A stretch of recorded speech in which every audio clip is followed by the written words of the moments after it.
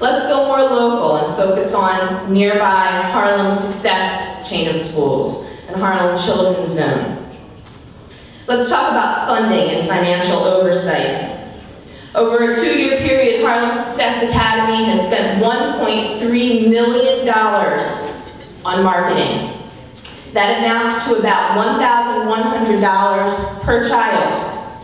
Now let's compare this with what the DOE spends on our kids.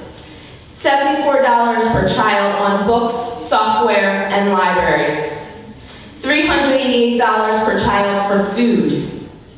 $287 for supplies and furniture. $343 for transportation. A grand total for all of those things of $1,092, less than what Harlem Success Academy is spending per child on glossy brochures and posters. Is this equity? Is this real or manufactured choice? With zero education experience, Eva Marquez pays herself over $300,000, while Mr. Walcott, who serves many more children, makes less than Kathy Black's $250,000.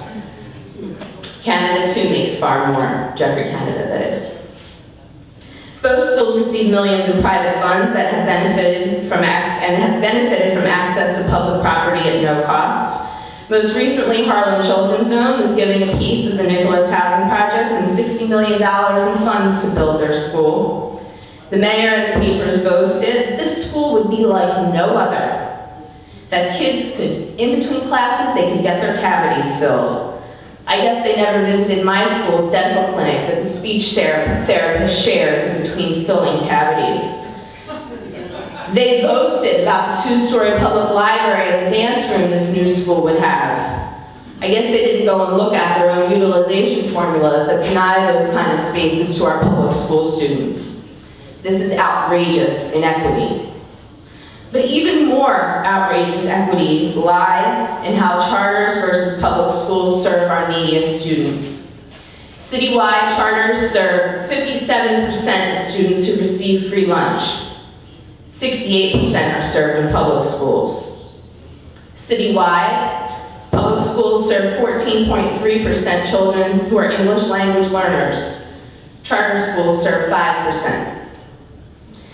Citywide special education numbers and charter special education numbers are very difficult to extract because IEPs are not created equal. Individualized education plans, we just have them classify children with special needs. If you get speech once a week, you have an IEP. If you have severe cognitive disability in a full year program, you have IEPs. So it's very difficult to figure this out. There are averages as high as 16% citywide for IEPs for public schools and as low as 9% for charter schools. But again, there's a lot of inequity in that because we can't pull out the populations that these schools are serving. So we broke it down for Harlem Success Academy and for Harlem Children's Zone and compared them with either the schools that they're co-located with or with nearby district schools. Harlem Success Academy 1, 2, and 3% of their children in CTT, Collaborative Team Teaching, 0 in self-contained. In the 3 schools that they're co-located with, they have 11% in CTT, 9% in self-contained at 149. At PS 30, 27% in CTT and 14% in self-contained. And at 375, 14% in CTT. Harlem Children's Zone has 0 children in collaborative team teaching or in self-contained. One of their schools is co-located with a school that's actually facing closure, and they have 21 out of 333 of their students in a self-contained class that's Choir Academy. Both schools, by the way, both charter schools have schools that are co-located in buildings that face closure. Finally, let's talk about attrition.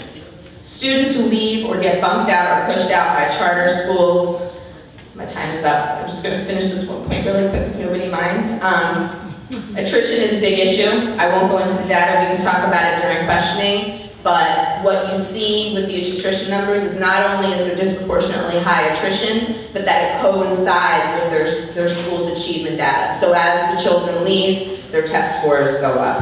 And I'll just leave you with saying that, this data shows this is not about equity, this is not about choice, And if we really want those things, we need to demand real reform right now for our children.